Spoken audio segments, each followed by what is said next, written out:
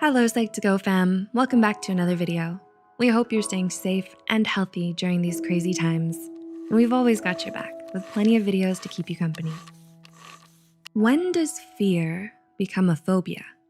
The American Psychological Association defines phobias as extreme or irrational fears towards a certain stimulus that is grossly out of proportion to the actual threat at hand. It's when a fear worsens to the point where it starts to hinder our personal, professional, and social functioning. Classified as an anxiety-related disorder, phobias are among the most prevalent psychiatric illness in the world, along with depression and other anxiety disorders. Some phobias are more common than others. To know more, check out our video titled 7 Common Phobias We All Have. But there are actually quite a number of phobias we don't even know existed. Wondering what those phobias are? Here are 7 rare, but very real phobias you might not know about. 1. Allodoxophobia. Allodoxophobia is defined as the fear of other people's opinions.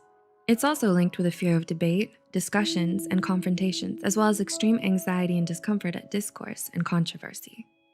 People who suffer from this phobia do not want to know or hear about the opinions of others, which can be a problem at school, work, and everyday conversations. This phobia is so rare that psychologists are still arguing about whether or not it should even be considered a proper phobia at all, since so people are known to have it. 2. Decidophobia, a specific phobia that often co-occurs with another anxiety disorder. Decidophobia is the fear of making decisions, and it's extremely rare. Those who suffer from decidophobia feel panicked and afraid whenever they're asked to choose something because they don't trust themselves enough to make the right decision. As a result, they have a habit of relying on rituals or superstitions to decide, like flipping a coin, consulting their astrology, or asking for signs from the universe about what to do. 3. Nomophobia, a modern-day affliction.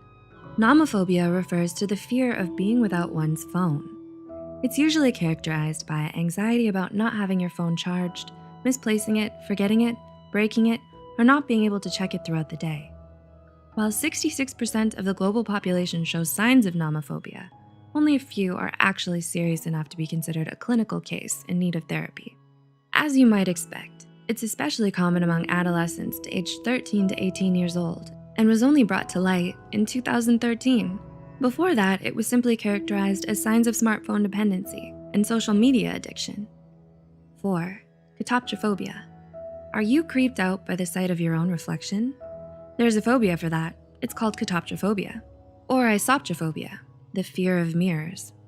Researchers believe this particular phobia may be rooted in religious beliefs or superstitions, as mirrors often serve as portals for ghosts, spirit, and apparitions to appear in many urban legends. It's also commonly associated with witchcraft and satanic rituals. Thus, those who suffer from catoptrophobia avoid mirrors and anything with reflective surfaces at all costs. 5. Chorophobia. Chorophobia is the fear of dancing.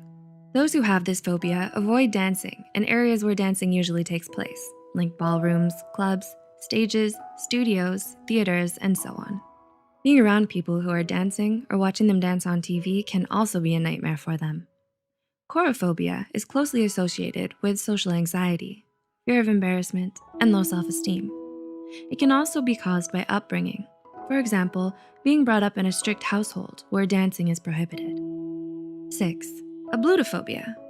Mysophobia, commonly known as germophobia, is one of the most common phobias in the world, so maybe it's not such a surprise that its exact opposite falls on the other end of the spectrum, ablutophobia. Ablutophobia refers to the fear of cleaning, washing, or bathing oneself. It normally begins in early childhood. While some of us dislike taking baths when we were still little, there are actually the rare few who never grew out of this fear. Because everyone needs to shower and clean themselves regularly, people who have ablutophobia suffer from poor hygiene, body odor, skin irritation, fungal infections, and a weakened immune system. 7. Anchrophobia. Anchrophobia is the very rare and extreme fear of wind. It can refer to a wide variety of air-related fears, like the fear of drafts, swallowing air, and even being blown away by strong gusts of wind. People who have anchrophobia try to stay away from doors and open windows as much as possible.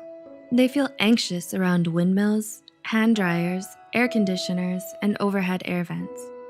Based on a 2009 study, a possible explanation for this phobia is that those who suffer from it have learned to associate wind with tornadoes, hurricanes, and other wind-related disasters.